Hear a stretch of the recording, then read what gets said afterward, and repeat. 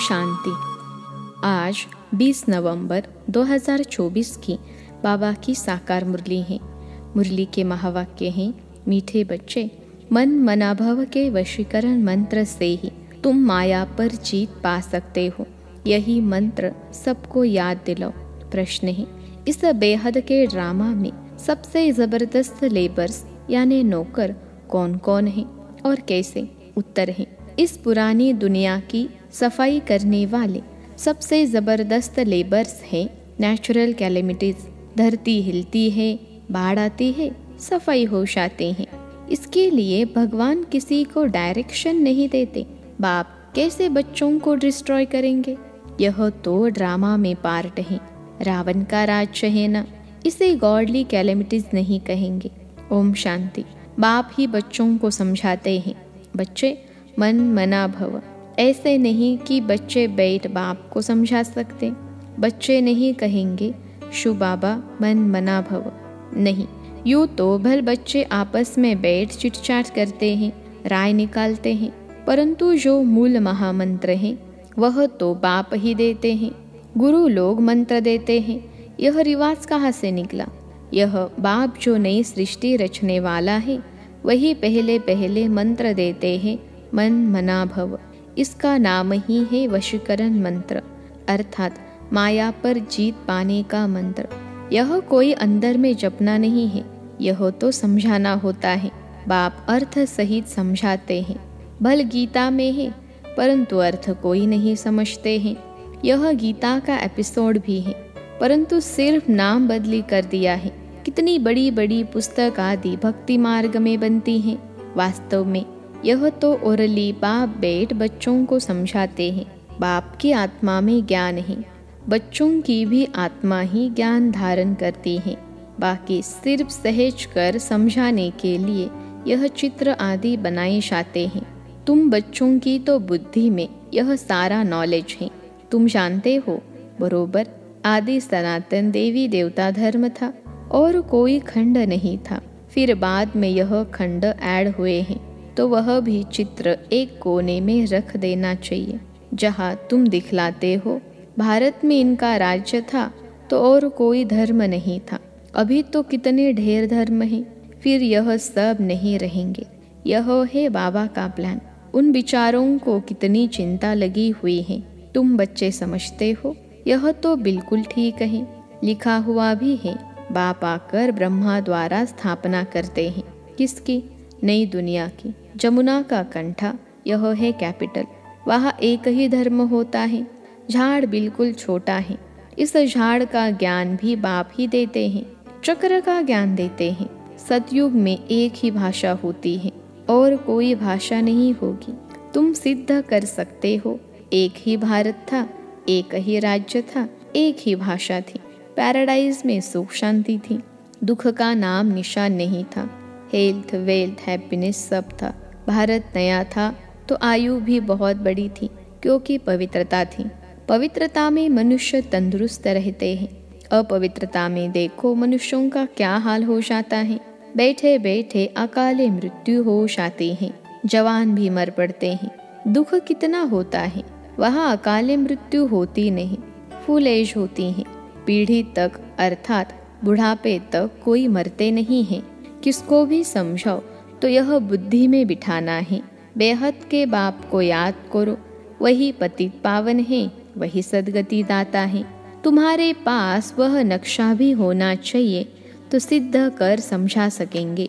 आज का नक्शा यह है, कल का नक्शा यह है।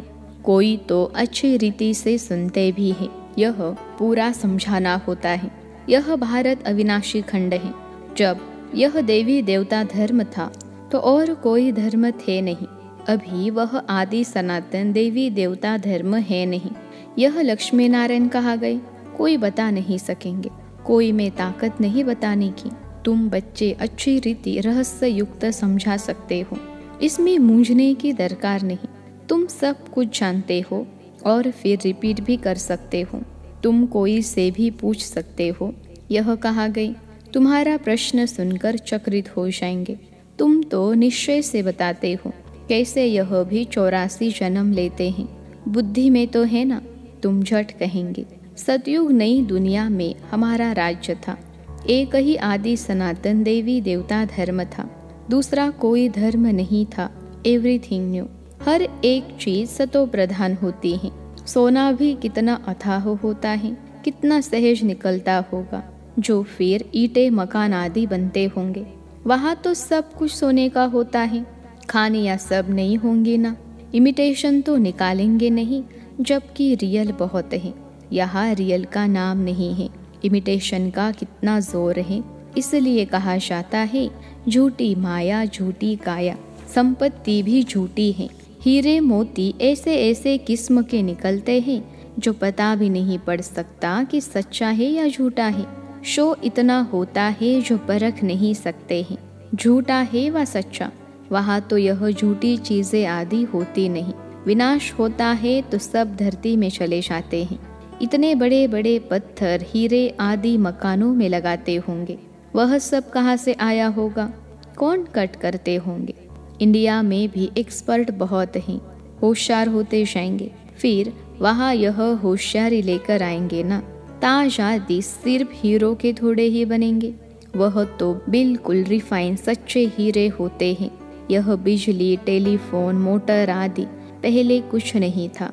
बाबा के इस लाइफ के अंदर ही क्या क्या निकला है।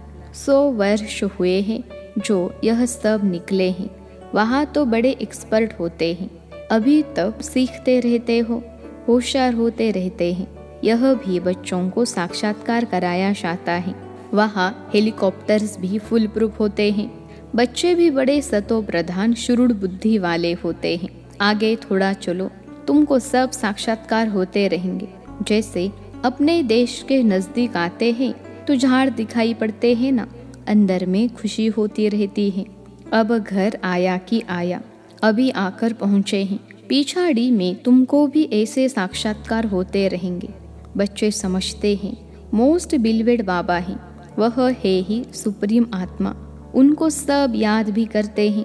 भक्ति मार्ग में तुम भी याद करते थे न परमात्मा को, परंतु यह मालूम नहीं था कि वह छोटा है व बड़ा है।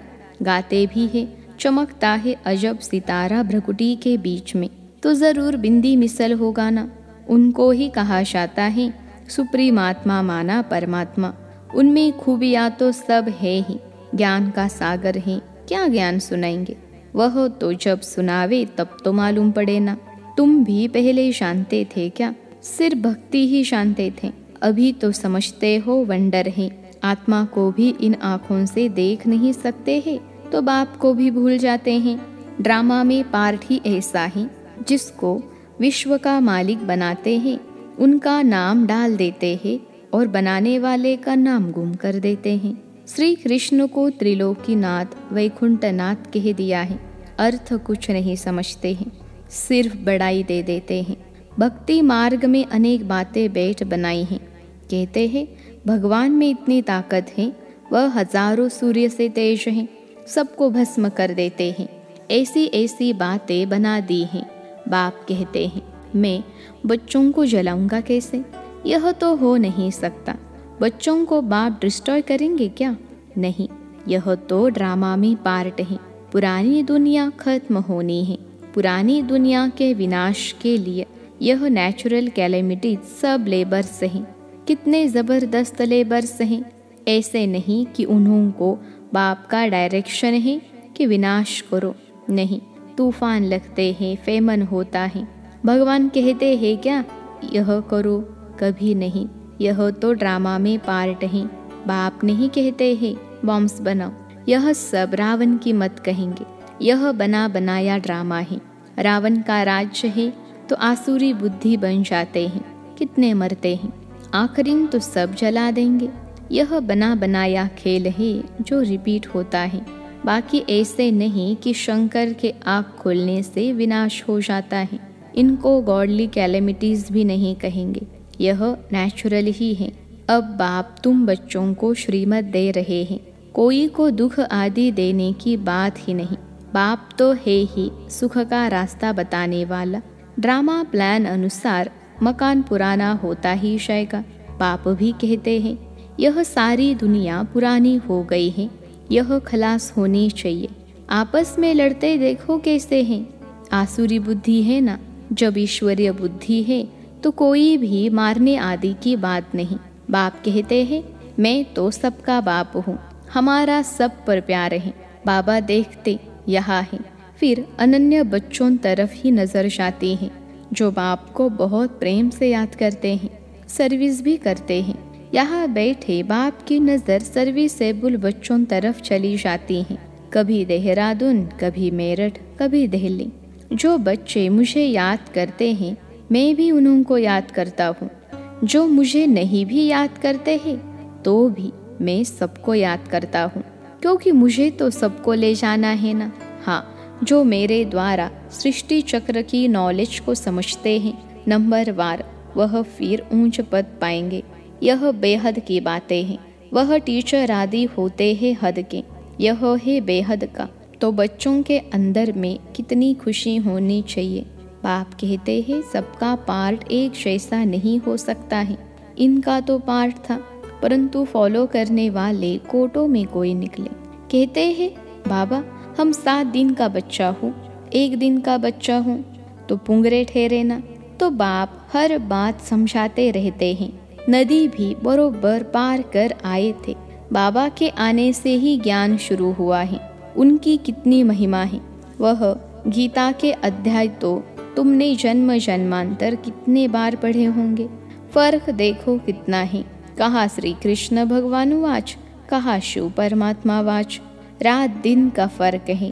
तुम्हारी बुद्धि में अब है हम सचखंड में थे, सुख भी बहुत देखा। 3/4 सुख देखते हो। बाप ने ड्रामा सुख के लिए बनाया है, न कि दुख के लिए। यह तो बाद में तुमको दुख मिला है। लड़ाई तो इतनी जल्दी लग नहीं सकती। तुमको बहुत सुख मिलता है। आधा आधा हो तो भी इतना मजा न रहे। 3,500 वर्ष तो कोई लड़ाई नहीं, बीमारी आदि नहीं। यहाँ तो देखो बीमारी पिछाड़ी बीमारियां लगी हुई हैं। सतयुग में थोड़े ही ऐसे कीड़े आदि होंगे जो अनाज खा लेवे, इसलिए उनका तो नाम ही है स्वर्ग। तो वर्ल्ड का नक्शा भी तुमको दिखाना चाहिए, तब समझ सकेंगे। असल में भारत यह था और कोई धर्म था नहीं। फिर नंबरवार धर्म स्थापन करने वाले आते हैं। अभी तुम बच्चों को वर्ल्ड की हिस्ट्री ज्योग्राफी का मालूम है। तुम्हारे सिवाय बाकी सब तो कह देंगे नेति नेति, हम बाप को नहीं जानते हैं। कह देते हैं उनका कोई नाम रूप देश काल है नहीं। नाम रूप नहीं तो फिर कोई देश भी नहीं हो सकता है। कुछ भी समझते नहीं।